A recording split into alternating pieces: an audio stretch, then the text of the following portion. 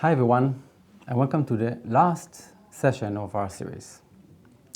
As you probably remember, in our last session, we saw how a single event in the Knesset of Israel sparked a chain reaction that transformed Havurat HaZevel from a kid's toy into a platform of political satire that no longer appealed to kids, but rather aimed at adults.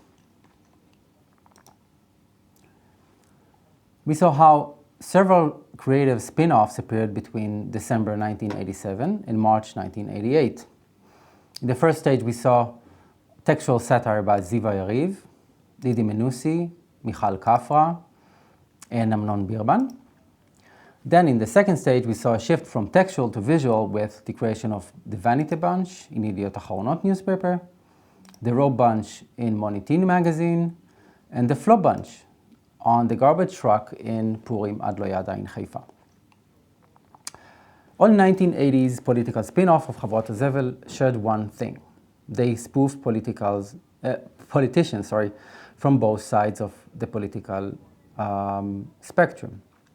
This unique approach can be explained by the political situation in 1988, when Israel had a unity government with a broad coalition and widespread public support. This specific political climate allowed satirists the freedom to mock a wide range of political figures, reflecting the complexity of Israeli politics at that time. But, as you'll see today, that will not always be the case. Anyway, our journey doesn't stop in 1988. Our plan for today is to fast forward to the 21st century and explore how political versions of Havurat HaZevel found new life and new audience, this time in social media. Just a quick note before we start. All artworks, except one in today's presentation, have one thing in common. They were made by children of the 1980s, who are now in their mid-40s. This trashy generation grew up and, as Israeli adults, began to participate in Israeli politics, either by voting, by playing an active role in political parties, or by participating in political protests. Some of them, as we shall see today, were also active as artists who gave birth to creative projects published on social media. The first example in today's review is Havurat HaKeren, or the Fund Bunch, that was released in September 2011 on Facebook. Given the political situation in Israel at that time, it is clear that the Fund Bunch was response to the social justice protests that swept across Israel in summer of 2011. The Fund Bunch, digital drawing, were created by an unknown artist. Nevertheless, the About page of the Fund Bunch, also called Ripnif, reveal a little bit about his identity. The page states that Ripnif is, and I quote, a liberal wing, right-wing satire page which aim to deal with all organizations that are funded by the New Israel Fund and anti-Semitic countries. The title, Ripnif, likely served as acronym for Rest in Peace, New Israel Fund. All in all, more than 20 figures of leaders of the protests, as well as politicians, journalists, and other left-wing individuals were included in the Fund Bunch. Examination of the Fund Bunch composition show only one-sided interpretation of the contemporary political events. While the 1980s Vanity Bunch, Rope Bunch, and the Flop Bunch criticized all political parties, the Fund Bunch was aimed solely at the left, without any trace of self-criticism towards the right wing. One prominent example is Yariv Oppenheimer, the director of the left-wing Peace Now movement at that time. Oppenheimer was indeed a symbol of the entire political left, so much so that he was awarded with 3 different characters. Yariv HaOma, on the left, literally means the nation's enemy. It shows Yariv as a Superman or a super Palestinian. Yariv is holding a large key, a Palestinian symbol representing the right to return to their homes in mandatory Palestine. Another example is Yariv HaMachriv in the middle, which literally means this devastating Yariv, show Yariv stepping over settlers' houses. The illustration on the right, Yariv HaNadiv, which translates to open-handed Yariv, echoes Shel Silberstein's book, The Giving Tree. The illustration shows, however, a disturbing scene. It doesn't show the tree giving an apple to a little boy, but rather a kind of a nasty tree that hands a camera to a Palestinian terrorist. The inscription above the boy explains. Then the tree gave the terrorist a camera so that he could document the crimes of the occupying army, and the tree was happy. The fun bunch, Havurat HaKeren, took a step away from Havurat HaZevel, both rhetorically and visual. Most of the characters were crude and rude. Moreover, most cards had poor sophistication and employ a poor linguistic device. It seems that the artist's objective was simply to insult and humiliate the subject of his illustrations. That is why some of the figures suffer from cross eyes and some present an angry face. Other characters like Knesset member Yair Lapid, here on the left, and Knesset member Sheli Yechimovic, here on the right, bear not only demonic icons, but also communist and socialist attributes.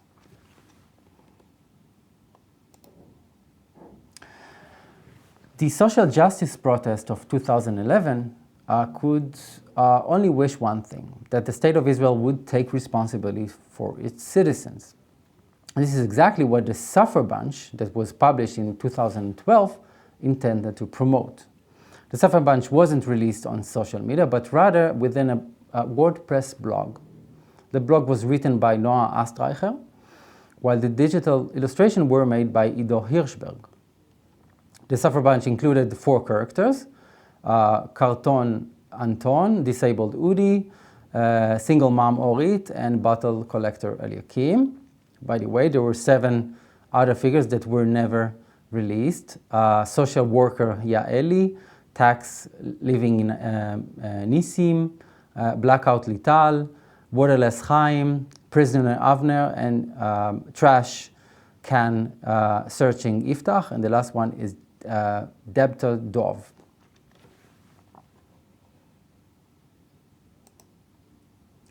From a conceptual and textual point of view, Ostreicher took the Suffer Bunch to the next level and added to each of the characters a detailed biography describing her tragic life story.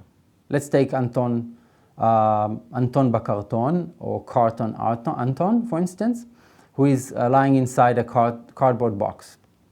Although at first glance we can get the impression that this homeless person is a drug addict, alcoholic, or mentally ill, according to Ostreicher, Anton is actually a normative person.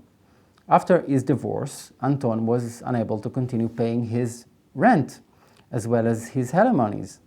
At that time, Anton was almost at the age of 50, which prevented him from getting a permanent job with good income.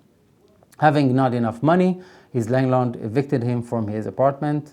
Since Anton had no family or social safety net to help him, he became a homeless person and forced to sleep in a carton. What Ostreicher did next was to weave his story into his story different facts taken from the report published by the Association for Civil Rights in Israel. The report explained why the State of Israel failed to help Anton. Ostreicher's online blog was really successful. Nevertheless, Ostreicher decided to release the Suffer Bunch in the real world. She printed and hung past posters all over Rothschild Boulevard in Tel Aviv, the stronghold of the protests. On each poster she wrote, "Look for the cards," which, according to her, could only be found near ATMs in Rothschild.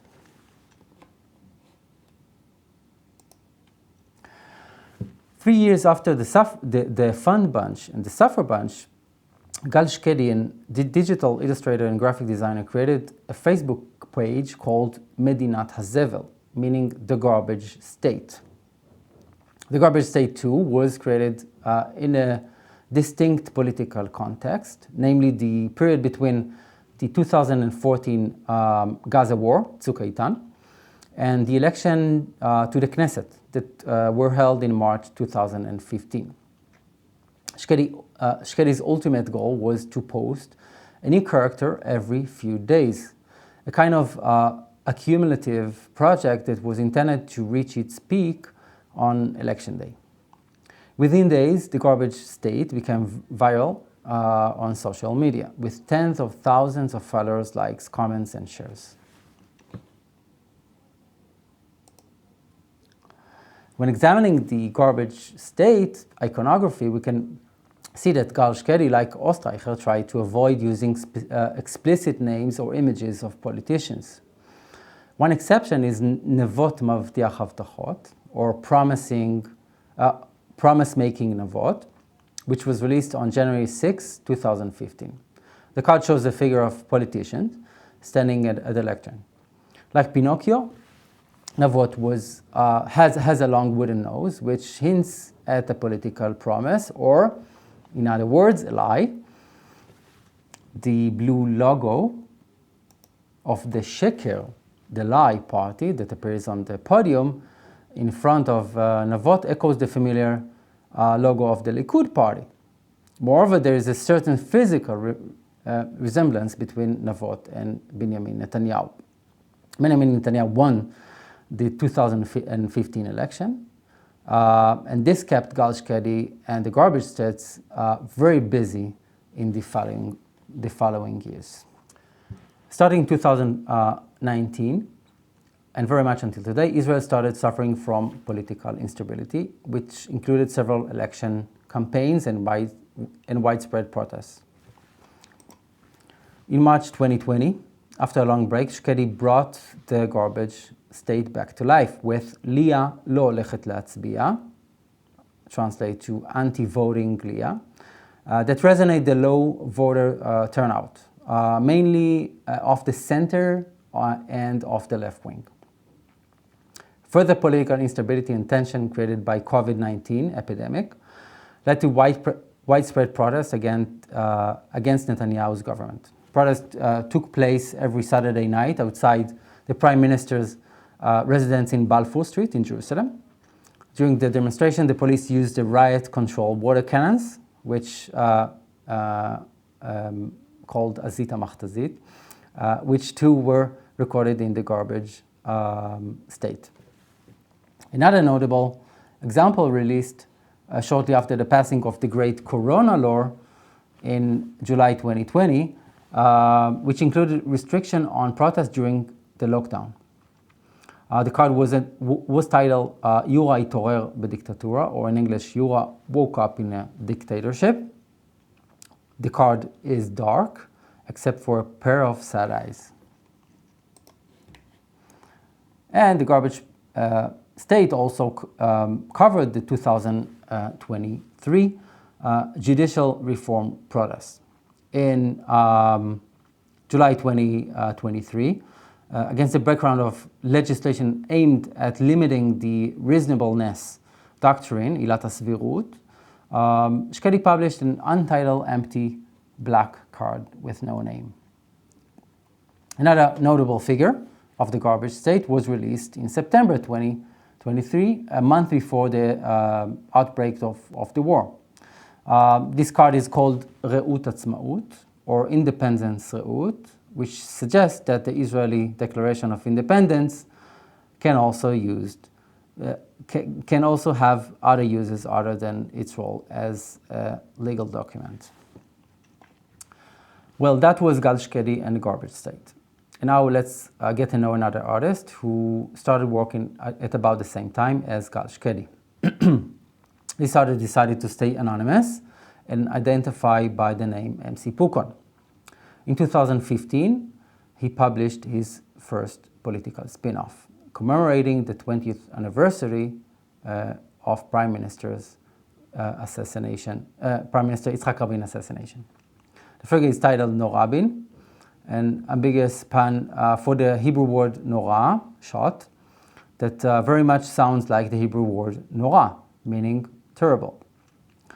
What's fascinating is the artist used the original Garbage Pail Kids Ronald Reagan card as a model for his Rabin. As you probably remember, Ronald Reagan himself was a victim of an assassination attempt back in 1981. However, in contrast to Yitzhak Rabin, Reagan recovered from the attack. About a week before the 2019 elections, McPukon released a fictional election campaign led by Ron Matza-Matmon, Treasure Finding Ron. The ballots featured the Hebrew initial Chet Zayin, Chaz, of Havurat HaZevel, and the catchy slogan promising 3 words: Ron, treasure, rule. It appeared quite natural for Israelis to select Ron as the leader of the Havurat HaZevel party. After all, his image was the most popular of the 3 sticker albums marketed to Israeli children in 1987 and 1988.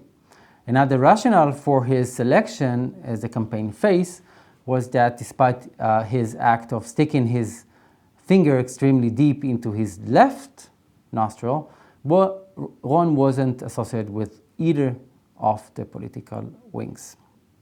Ron stood as an Israeli consensus. The political instability from April 2019 onwards kept McPukon very busy. The 4 additional campaigns that held in Israel between 2019 and 22 led McPukon to relaunch the campaign again and again. In September 2019, in March 2020, in March 2021, and in November 2022. McPukon, disappointed from the never-ending elections, is reflected in the election slogan. It started with Ron, treasure, rule, that was updated to disgrace, then to deficit, to depression, and lastly to devastation.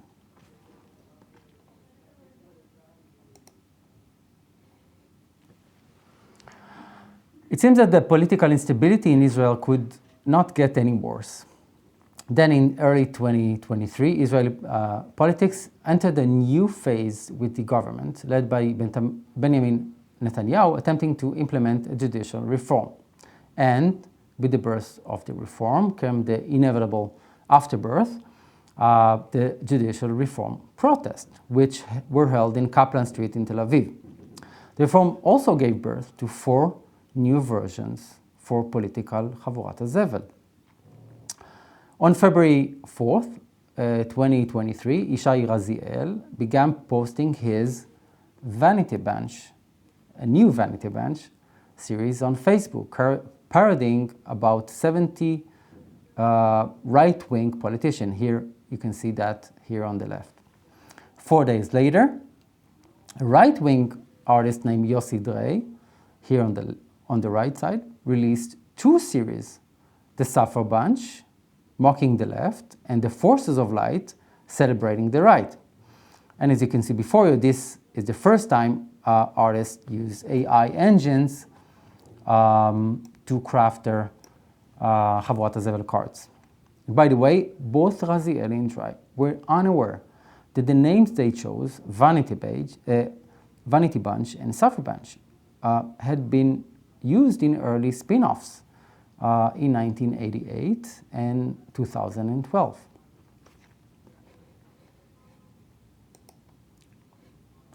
If we zoom in, we'll see that each side has his own view on the Ministry of Justice, Yariv Levin, and his judicial reform. We see Yariv bא להחריב and Yariv מפגין משילות. The same apply to the Prime Minister Benjamin Netanyahu. While Raziel depicts Netanyahu as a non-reliable person, Drey chose to emphasize that Bibi was legitimate leader since he was democratically elected by the people. What's amazing is that the vanity bunch of Ishai Raziel didn't stay on Facebook. Ishai uploaded a PDF file to his Facebook page containing all cards and he encouraged his followers to download and print them. And that's exactly what they did. They downloaded, printed, and brought the posters with them to the protests in Kaplan Street in Tel Aviv. You can see that here. So from social media to the streets of Tel Aviv. That's another picture. And what's fascinating is that Facebook is a global platform, which led that some followers, this time from the States, did the same thing. They downloaded and printed the cards. And here are some pictures from a demonstration held in New York against the Israeli government. These pictures were posted in Ishai Raziel's story.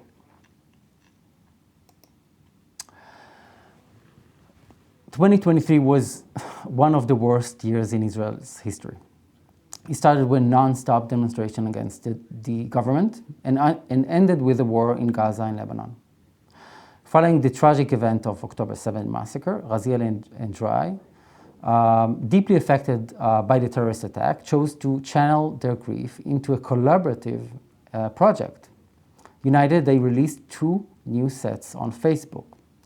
The series included 10 cards featuring political and military Hamas and Hezbollah leaders such as Yahya Sinwar, Ismail Haniyeh, Muhammad Def, Khaled Mashal,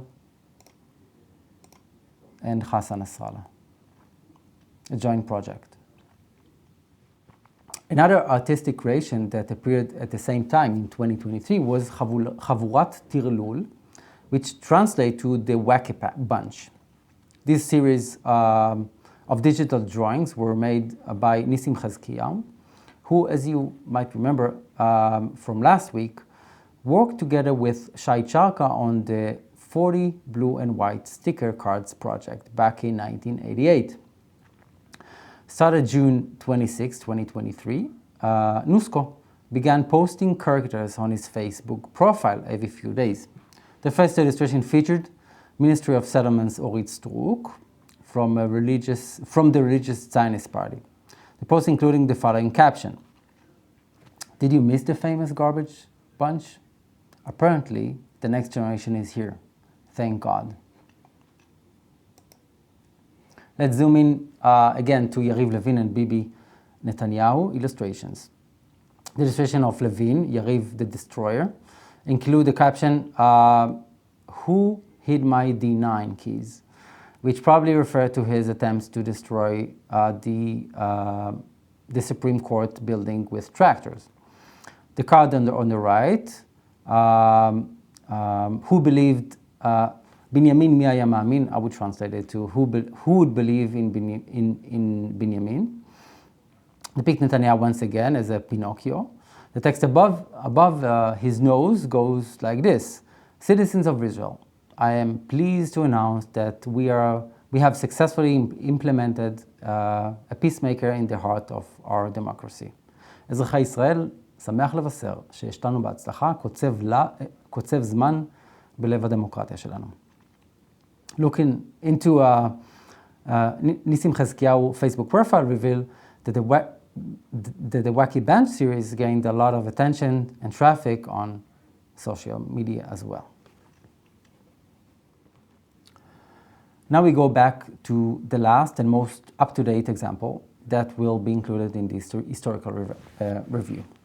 Only last month, in April, an illustrator named Ori Klein posted a new political Havurat HaZevel series called Garbage Pail Ministers on Instagram. Much like Yossi Drei and Ishai Raziel, Ori too used AI engines to fuel his creative process, which made it significantly easier and faster to produce cards on a daily basis. As you might suspect, Benjamin Netanyahu, as the prime minister, received more attention than others. The first card, titled PPBB, suggested Netanyahu peeing on his people. The second showing Netanyahu enjoying his rest while the opposition, the left and the center parties, is burying their heads in the sand. And the third card suggests that Sarah, Netanyahu, rather than Netanyahu himself, is actually in charge. But despite the fact that this series was titled Garbage Pail Ministers and truly attacked the government, Oiklan decided not to focus solely on Bibi and his ministers.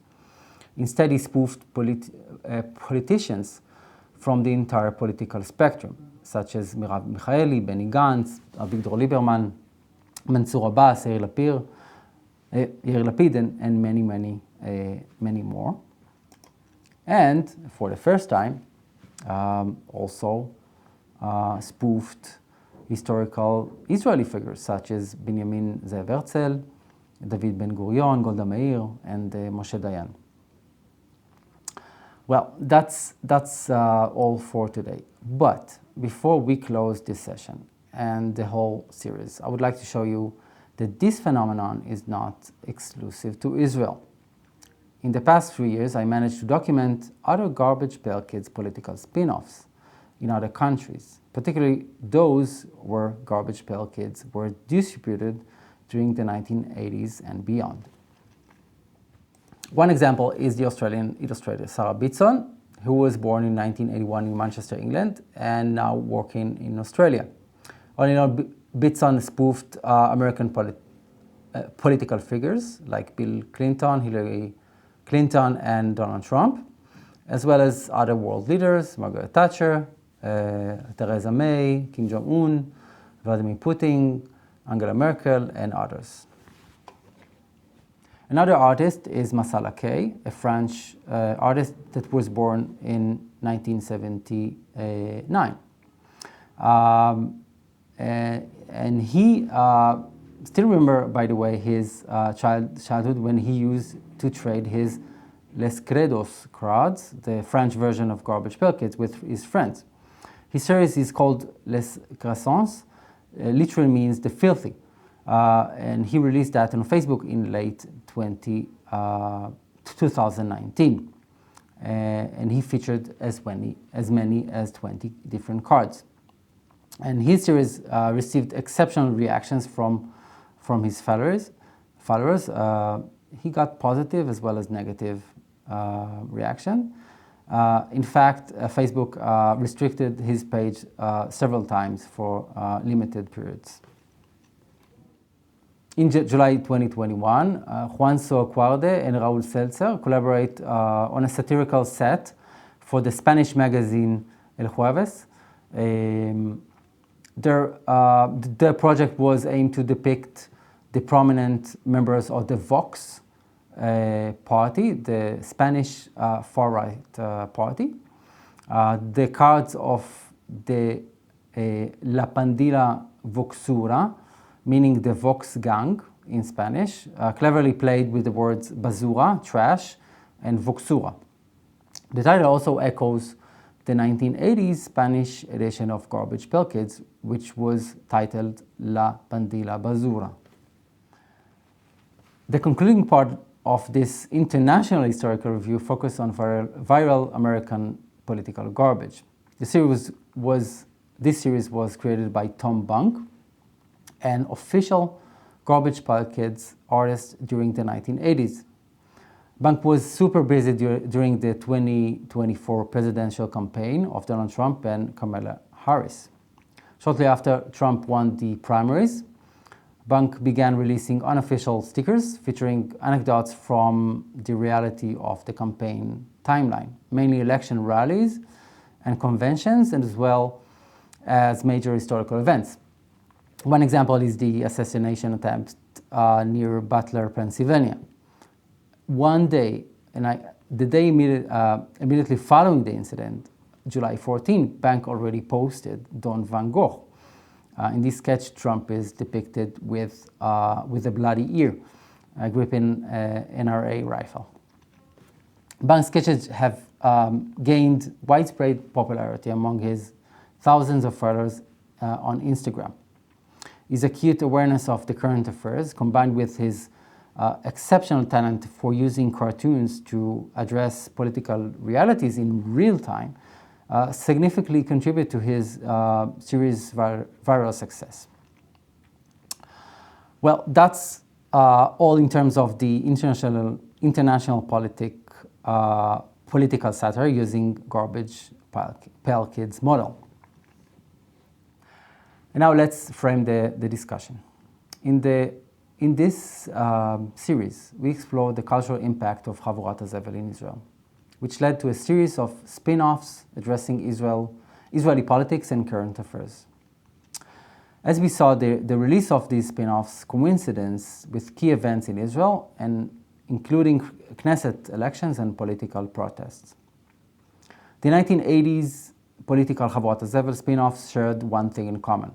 They spoof politicians from both sides of the political spectrum.